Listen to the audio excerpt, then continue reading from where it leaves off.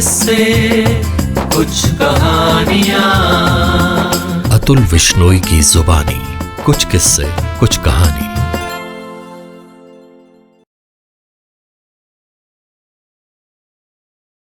दोस्तों, कुछ किस्से कुछ कहानियों में आज जो कहानी मैं आपके लिए लेकर आया हूं, वो शरदचंद्र की लिखी हुई एक कहानी है, एक छोटी सी कहानी, हरिचरण। तो आइए वो कहानी सुनते हैं। वो बहुत दिन पहले की बात है, लगभग 10-12 साल हो गए हैं। तब दुर्गादास बाबू वकील नहीं बने थे। दुर्गादास बंदोपाध्याय को तुम लोग शायद अच्छी तरह नहीं जानते। मैं अच्छी तरह जानता हूं। आओ उनसे आज परिचय करा दूं। बचपन में न जाने कहां से एक अनाथ पितृ मातृहीन कायस्थ बालक ने रामदास बाबू के घर आश्रय ग्रहण किया था। सब कहते थे कि लड़का बड़ा अच्छा है, बहुत सुंदर और बुद्धिमान। दुर्गादास बाबू के पिता का प्रिय भृत्य था। सब काम वो खुद अपने ऊपर ले लेता था। गाय को चारा देने से लेकर बाबू को तेल लगाने तक के सब काम वो खुद करना चाहता था। उसे सर्वदा व्यस्त रहना अच्छा लगता था। लड़के का नाम था हरिचरण। गृहिणी अक्सर हरिचरण के काम को देखकर अचंभे में आ जाया करती थी। बीच बीच में फटकार कर कहती भी थी, हरि, और भी तो नौकर हैं, तू अभी बालक है, क्यों इतना खटता है। हरि के अवगुणों में था उसका हंसना। हंसना बहुत अच्छा लगता था उसे। वो हंसकर जवाब देता, माँ, हम लोग गरीब आदमी हैं, खटना पड़ेगा हमें हमेशा, फिर बैठे रहकर क्या होगा। इस तरह कामकाज, आराम और स्नेह में हरिचरण का करीब 1 साल गुजर गया। सुरो रामदास बाबू की छोटी लड़की है। अब सुरो की उम्र 5-6 साल है। हरिचरण से सुरो की बहुत पटती थी। जब दुग्धपान के निमित्त सुरो गृहिणी से द्वंद्व युद्ध में प्रवृत्त हो जाती थी, जब मां बहुत देर तक बकझक करके भी अपनी इस क्षुद्र कन्या पर काबू नहीं कर पाती थीं, और दुग्धपान की विशेष आवश्यकता तथा उसके अभाव में कन्या रत्न के आशु प्राण वियोग की आशंका से उद्विग्न होकर अत्यंत क्रोध से सुरबाला के गंडद्वय को विशेष रूप से दबाकर भी उसे दूध नहीं पिला पाती थी। तब हरिचरण की बात से ही काम बन जाता था। दरअसल सुरो हरिचरण को बहुत पसंद करती थी। दुर्गादास बाबू की उम्र जब 20 साल थी, तब की बात कर रहा हूं। दुर्गादास अब तक कलकत्ता में पढ़ते थे। घर आने के लिए उन्हें स्टीमर से दक्षिण की ओर जाना पड़ता था। उसके बाद भी करीब 10-12 कोस पैदल रास्ते से होकर आना पड़ता था। घर का ये पथ विशेष सहजगम्य नहीं था। तभी दुर्गादास बाबू अक्सर घर नहीं आते थे। लड़का बीए पास होकर घर आया है, अत्यंत व्यस्त है मां।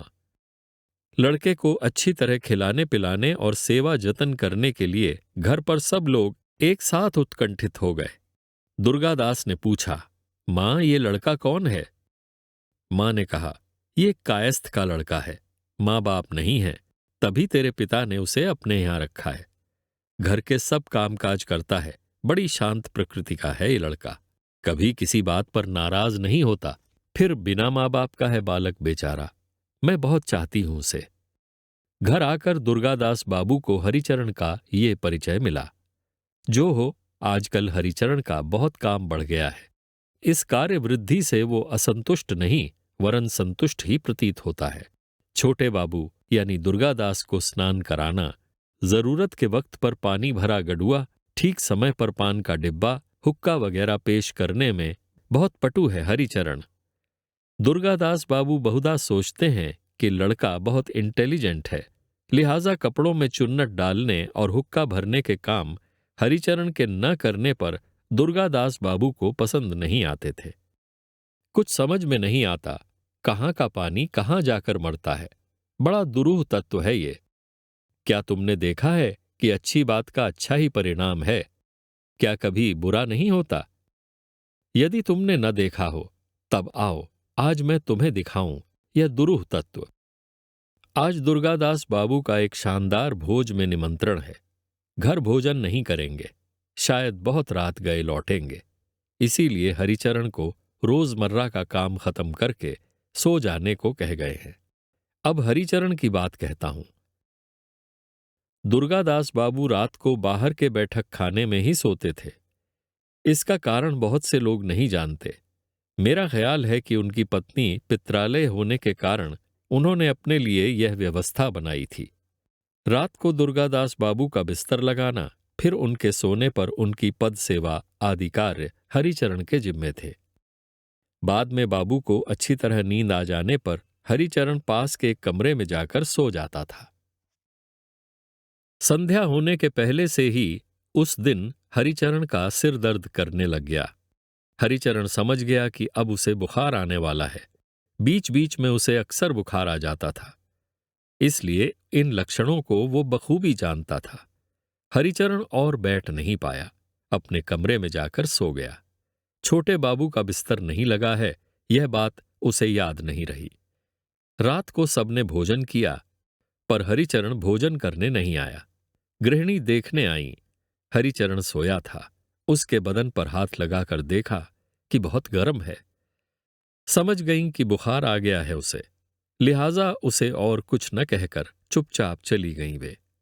रात का दूसरा पहर हो चला था। भोजन के उपरांत दुर्गादास बाबू ने घर आकर देखा कि उनका बिस्तर नहीं लगा है।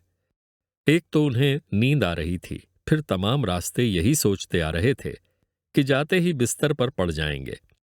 हरिचरण उनके श्रांत पदयुगल से बिनामा यानी जूते खोलकर धीरे धीरे उन्हें दबाने लगेगा और वे आराम से तंद्रा में गड़गड़े का नल मुंह में लेकर आंखें खोलकर सुबह की रोशनी देखेंगे। बिल्कुल हताश होकर वे गुस्से में आग बबूला हो गए। 2-4 बार हरिचरण हरि हरे आदि कहकर चिल्लाए, लेकिन कैसे आए हरि? वो तो ज्वर के प्रकोप से बेहोश पड़ा है। तब दुर्गादास बाबू ने सोचा कि हरामजादा सो गया है।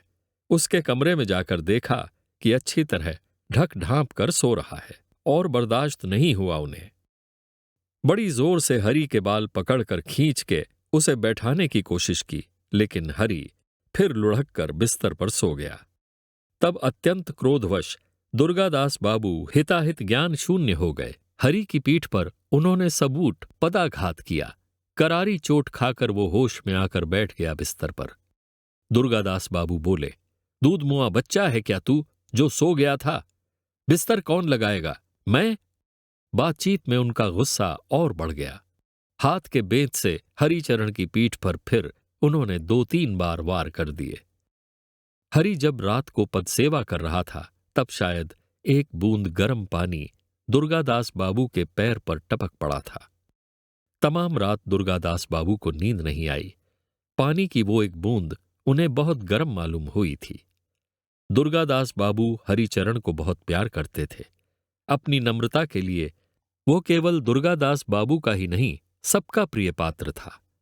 फिर महीने भर की इस घनिष्ठता के बाद और प्रिय बन गया था। रात को कितनी ही बार दुर्गादास बाबू के मन में ये बात आई थी कि जाकर एक बार देख जाएं कि उसकी पीठ में कितनी चोट आई है, कितनी सूजन आ गई है। पर वो तो नौकर है ना, ये उनके लिए मुनासिब नहीं। कितनी बार मन में आया है कि पूछ आएं बुखार कम हुआ कि नहीं, पर शर्म के मारे नहीं जा पाए। सुबह हरिचरण ने मुंह धोने का पानी ला दिया, हुक्का भर दिया। तब भी वे कह सकते थे, ओह, वो तो एक 12 साल का बालक मात्र है। बालक समझकर भी उसे पास बुलाकर उसकी पीठ को देख सकते थे, उस पर आहिस्ते से हाथ फेर सकते थे। एक बालक से क्या लज्जा। दिन के 9 बजे न जाने कहां से एक टेलीग्राम आ गया। तार की बात सुनकर ही दुर्गादास बाबू का मन बहुत विचलित हो गया। तार खोलकर देखा कि स्त्री अत्यंत पीड़ित है। धड़ से उनकी छाती एक हाथ बैठ गई। उसी दिन उन्हें कलकत्ता के लिए रवाना हो जाना पड़ा। गाड़ी में बैठकर उन्होंने सोचा, हे भगवान, प्रायश्चित होगा क्या? प्रायः महीना भर हो गया है। आज दुर्गादास बाबू चित्त प्रसन्न है, उनकी पत्नी ठीक हो गई है। आज उन्हें पथ्य मिला है। घर से आज एक चिट्ठी आई है। चिट्ठी दुर्गादास बाबू के छोटे भाई ने लिखी है। पत्र के अंत में पुनश्च करके लिखा गया है, बड़े दुख की बात है कि कल सुबह 10 दिन के ज्वर विकार से हरिचरण की मृत्यु हो गई है। मरने से पहले उसने बहुत बार आपको देखने की ख्वाहिश जाहिर की थी। ओह, मातृपितृहीन अनाथ, दुर्गादास बाबू ने धीरे धीरे पत्र के 100 टुकड़े करके उन्हें फेंक दिया। अभी आप सुन रहे थे शरदचंद्र की लिखी हुई एक लघु कथा हरिचरण। आशा है आपको ये कहानी पसंद आई होगी। दोस्तों, यदि आपने अभी तक हमारे YouTube चैनल को सब्सक्राइब नहीं किया है तो कृपया उसे सब्सक्राइब कर लें और हाँ, बेल आइकन दबाना ना भूलें ताकि आपको आने वाली सभी नई कहानियों की पूर्व सूचना समय से मिलती रहे। धन्यवाद। कुछ किस्से कुछ कहानियां, अतुल विश्नोई की जुबानी। कुछ किस्से कुछ कहानी।